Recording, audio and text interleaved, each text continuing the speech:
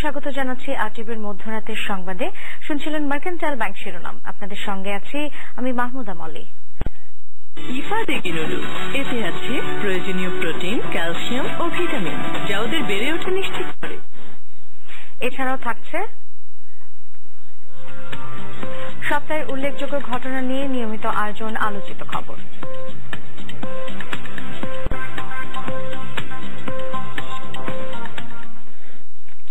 শুরুতেই নারী দিবসের খবর। বাংলাদেশ সহ সারা বিশ্বে পালিত হল আন্তর্জাতিক নারী দিবস। 1857 সালে অধিকার আদায়ে নারীরা যেমন নেমেছিলেন রাস্তায়, তেমনি আজও অধিকার আদায়ে সোচ্চার নারীরা। সব বাধা পেরিয়ে এদেশের অনেক নারী পৌঁছেছেন সাফল্যের শিখরে। বাংলাদেশের এমন 3 সফল নারীর কথা জানাচ্ছেন আতিকা রহমান। 1857 সালে মজুরি বৈষম্য, কর্মঘণ্টা নির্দিষ্ট করা, কাজের অমানবিক পরিবেশের বিরুদ্ধে যুক্তরাষ্ট্রের নিউ ইয়র্কে মিছিল করেন সুতা কারখানার নারী শ্রমিকরা। পরবর্তীতে 1975 সালে 8 মার্চকে আন্তর্জাতিক নারী দিবসের স্বীকৃতি দেওয়া হয়।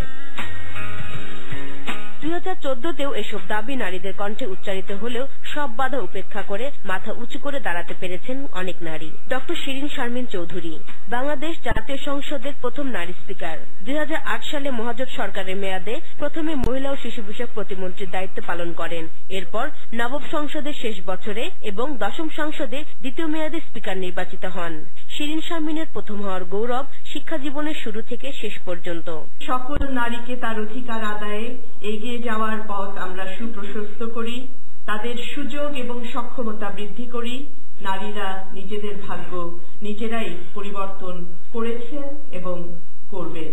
নারী জাগরণের আরেক উদাহরণ বাংলাদেশের প্রথম নারী উপাচার্য অধ্যাপক ডক্টর ফারজানা ইসলাম। জাহাঙ্গীরনগর বিশ্ববিদ্যালয়ে উপাচার্যের দায়িত্ব নেওয়ার আগে 1986 সাল থেকে একই বিশ্ববিদ্যালয়ে নৃবিজ্ঞান বিভাগে অধ্যাপনা করেন। শিক্ষকতা করেছেন চট্টগ্রাম ও জাতীয় বিশ্ববিদ্যালয়ে। অনার্স ও মাস্টার্স পরীক্ষায় প্রথম শ্রেণীতে প্রথম হন। এখন শ্রমজীবী নারী চেষ্টা করেন তার নিজের মতন করে একটা জীবন তৈরি করতে। 20 বছর আগে যে নারীরা কখনোই আয় রোজগারের কাজ করেননি, ঘরে কাজটা করেছেন, তারা এখন কাজ করছেন। তাদের মেয়েরা কখনো হয়তো বা স্কুলে যায়নি, এখন স্কুলে যাচ্ছে মায়ের কাজের কারণে। 2012 সালে বাংলাদেশ ব্যাংকের প্রথম নারী ডেপুটি গভর্নর হিসেবে দায়িত্ব পান নাজনীন সুলতানা। পেশাগত দায়িত্ব পালনের পাশাপাশি তার তৈরি 80টি সফটওয়্যার ব্যবহার করা হয় বাংলাদেশ ব্যাংকে। প্রতিনিয়ত আমার মধ্যে যদি আমার একটা কর্মনিষ্ঠা থাকে, আমি প্রতিনিয়ত যদি কাজ করি, আমার যদি দেশপ্রেম থাকে, তাহলে এই জায়গায় যাওয়া যায়, যেতেই হবে আমাদের। মহিষী এই নারীরা মনে করেন 2-1 নয়, তৃণমূল পর্যায়ে প্রতিটি নারীকে হতে হবে স্বাবলম্বী। আর উচ্চ পর্যায়ে যেতে যেমন দরকার দৃঢ় মনোবল, তেমনি সহযোগী মনোভাব থাকতে হবে পুরুষদেরও। জাতীয় জীবনে আজকে বাংলাদেশের নারীরা গুরুত্বপূর্ণ অবদান রাখছেন। রাজনৈতিক, সামাজিক, অর্থনৈতিক নারীদের অবদান রয়েছে। আসুন আমরা তাদের হাতকে আরো সুদৃঢ় করি। এক একজন নারী কিন্তু অসাধ্য সাধন করেছে, যার যার জায়গায় থেকে সেই দাঁড়িয়ে কিন্তু চেষ্টা করে যাচ্ছেন। আমি তাদের কাছ থেকেই শিখি যে কঠিন অবস্থার মধ্যে বের হবার চেষ্টা করে। শুধুমাত্র মহিলা বলে যে মহিলা কাজে সে এতটা পারবে না। আবার আমরা নিজেরা যারা মহিলা তারাও মনে করি যে আমি মহিলা, আমি কি পারবো অতটা যেতে। আজকে আমার 2 দিক থেকে এই আত্মবিশ্বাসটা জন্মাতে হবে এবং আমার এই ক্ষেত্রে মেয়েদের বিশেষভাবে চেষ্টা গ্রহণ করতে হবে। মেয়েদের বুঝিয়ে দিতে হবে যে তাদের দ্বারা এই কাজ করা সম্ভব। এভাবেই প্রতিটি ক্ষেত্রে দরকার নারীদের সাফল্যের জয়গান। দেশকে এগিয়ে নিতে অগ্রগতির মূল কথা নারী পুরুষ সমতা। এই স্লোগানে হোক পথ চলা।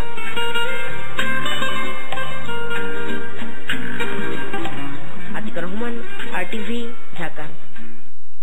অবশ্য এখনো দেশের বিভিন্ন স্থানে প্রতিনিয়ত নীরবে নিভৃতে নির্যাতনের শিকার হচ্ছেন অনেক নারী। বিশ্ব নারী দিবসে যে নারীর হবার কথা ছিল অধিকার আদায় সোচ্চার, তার ঠিকানা এখন হাসপাতালের বিছানা। স্বামী পুলিশ কনস্টেবল বাশারের হাতে চরম নির্যাতনের শিকার হয়ে দিনাজপুরের গৃহবধূ আয়েশা সিদ্দিকা এখন যন্ত্রণায় কাতরাচ্ছেন। দিনাজপুর প্রতিনিধি আনিস হোসেন দুলালের তথ্য ও ছবিতে জানাচ্ছেন নোমান শিবলি। আমি চাই বাঁচতে, আমার সন্তানটা নিয়ে শুধু, আমার কিছু চাই না।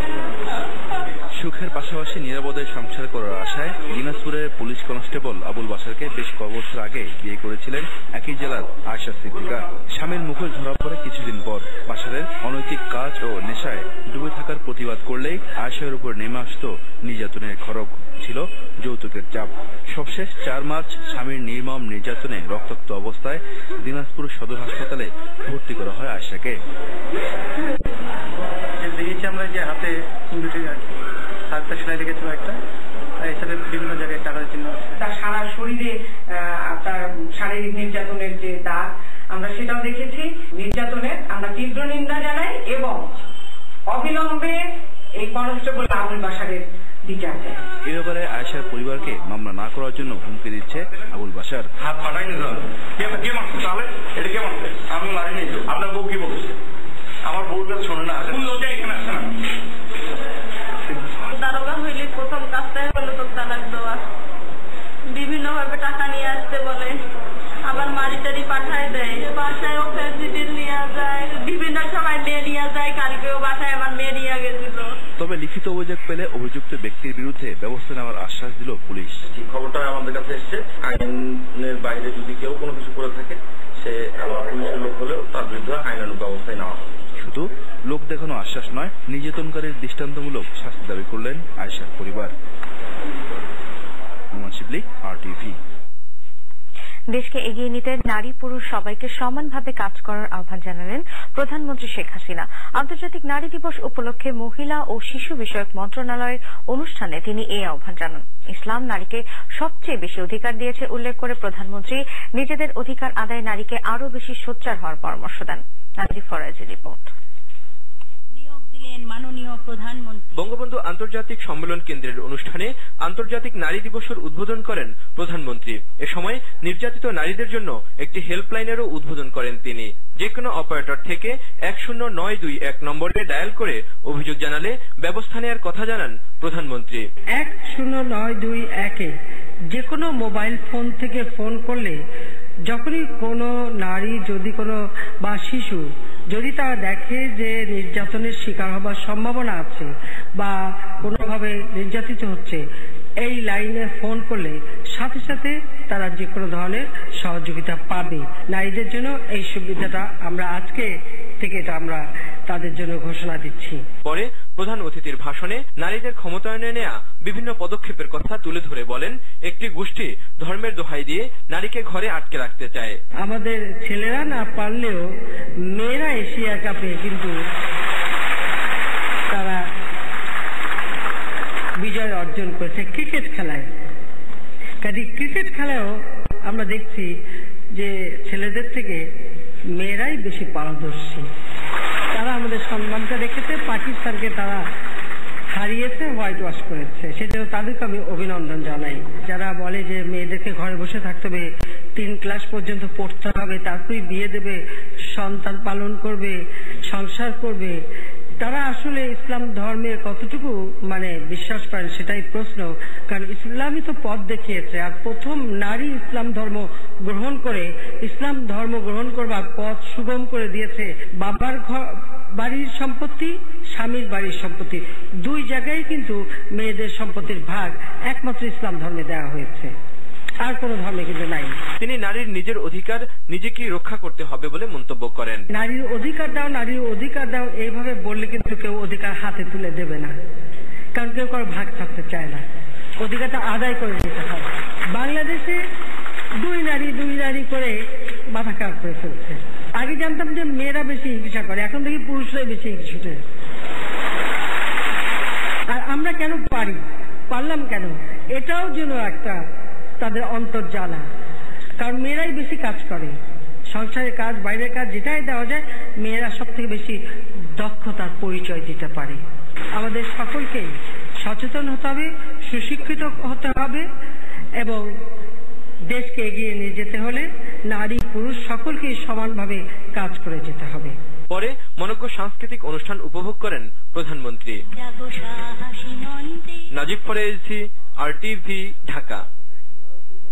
5 জানুয়ারি নির্বাচন পূর্ব ও পরবর্তী সহিংসতা 71-এর পাকিস্তানি বর্বরতাকেও হার মানিয়েছে বলে মন্তব্য করেছেন প্রধানমন্ত্রীর রাজনৈতিক উপদেষ্টা এইচ.টি. ইমাম। পুলিশ সপ্তাহ উপলক্ষে 34তম সাধারণ বার্ষিক সভায় এই মন্তব্য করেন তিনি। শেষ এক বছরে জামাত শিবিরের সহিংসতা রাষ্ট্রের বিরুদ্ধে যুদ্ধ ঘোষণা উল্লেখ করে তিনি আরও বলেন, চরম সংকটে দেশকে আলোর পথ যারা দেখিয়েছেন তারা অকুতোভয় পুলিশ বাহিনী। অনুষ্ঠানে পুলিশের মহাপরিদর্শক হাসান মাহমুদ খন্দকার পুলিশের জন্য ব্যুরো অব কাউন্টার টেরোরিজম গঠন এবং প্রথম শ্রেণীর পদে প্রয়োজনীয় সংখ্যক নিয়োগের ওপর গুরুত্ব আরোপ করেন। এ সময় অন্যান্যের মধ্যে আরও উপস্থিত ছিলেন স্বরাষ্ট্র প্রতিমন্ত্রী আসাদুজ্জামান খান কামাল, প্রধানমন্ত্রীর অর্থনৈতিক উপদেষ্টা ড মশিউর রহমান এবং ডিএমপি কমিশনার বেনজির আহমেদ।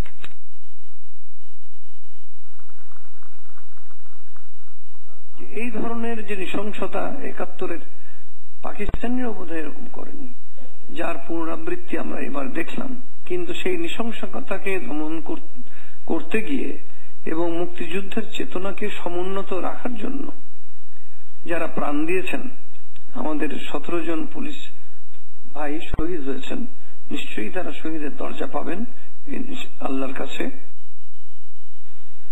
নারী দিবসে মহিলা দলের র্যালি করতে না দেয়ায় তীব্র নিন্দা জানিয়েছেন বিএনপির ভারপ্রাপ্ত মহাসচিব মির্জা ফখরুল ইসলাম আলমগীর। এর প্রতিবাদে 10 মার্চ সারা দেশে কালো পতাকা মিছিল করবে মহিলা দল। অন্যদিকে খন্দকার মোশাররফ হোসেন বলেছেন, 5 জানুয়ারি নির্বাচনে প্রধানমন্ত্রী জনবিচ্ছিন্ন হয়েছেন।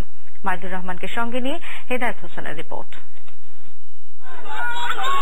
আন্তর্জাতিক নারী দিবস উপলক্ষে প্রতি বছরের মতো এবারও নয়াপল্টনে সকাল থেকেই জড়ো হতে থাকেন মহিলা দলের কর্মীরা। র্যালির প্রস্তুতিতে বাধা দেয় পুলিশ। এ সময় পুলিশের সাথে মহিলা দলের নেত্রীদের উত্তপ্ত বাক্য বিনিময় হয়। প্রায় 2 ঘণ্টা চেষ্টা করে র্যালি করতে না পেরে দলীয় কার্যালয়ে সংবাদ সম্মেলন করে দলটি।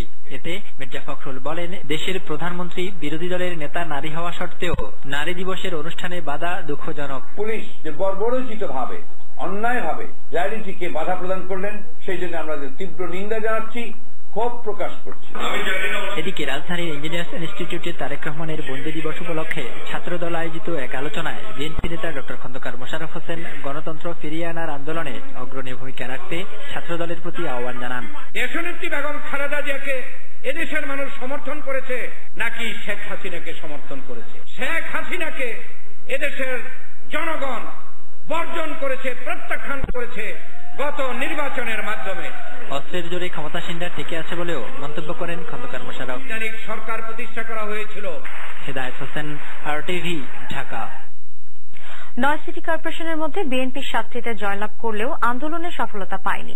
তেমনি সবকটি উপজেলায় বিএনপি সমর্থিত প্রার্থী জয়ী হলেও আন্দোলনের সাফল্য আসবে না, এই মন্তব্য করলেন যোগাযোগ মন্ত্রী ওবায়দুল কাদের। শনিবার সকালে ফেনীতে ঢাকা চট্টগ্রাম মহাসড়কের 4 লেন প্রকল্পের কাজ দেখতে গিয়ে মন্ত্রী আরও বলেন, বিএনপির আন্দোলনের জন্য শক্তি, সাহস ও সামর্থ্য কোনটিই নেই। জনগণের সম্পৃক্ততা না থাকলে আন্দোলন হয় না বলেও মন্তব্য করেন ওবায়দুল কাদের। জয়ী হতে পারেনি, আন্দোলনে যাদের কোনো সফলতা নেই, তারা উপজেলা নির্বাচনের পর আন্দোলনের ডাক দিয়ে সফল হবে একটি আশা ব্যবসায়ীরা। জামায়াতকে বর্জন করে বর্তমান সরকারের বৈধতা স্বীকার করলে বিএনপির সঙ্গে আলোচনা হতে পারে, একথা জানালেন আওয়ামী লীগের প্রচার সম্পাদক ড হাসান মাহমুদ। শনিবার সকালে ঢাকা রিপোর্টার্স ইউনিটি মিলনায়তনে এক আলোচনায়